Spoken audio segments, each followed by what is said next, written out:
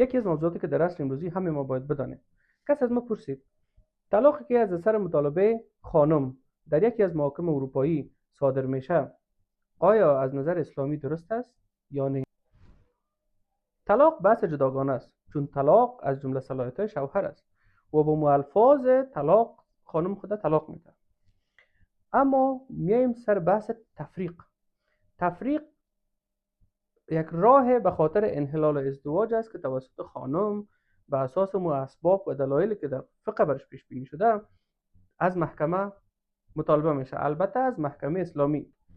و در مسئله تفریق اگر اسباب تفریق موجود نگردد باز هم انحلال زوجیت صورت نمیگیرد. و من اسباب تفریق در کپشن می نویسم، شما میشه که مطالعه کنید. همچنان احکام صادره محاکم غیر اسلامی بین دو مسلمان در خصوص طلاق اعتبار نداره و در خصوص دلایل شرعی و اسلامی مثلا کدام سوال داشته باشین در کامنت بنویسین، ما جواب میدیم.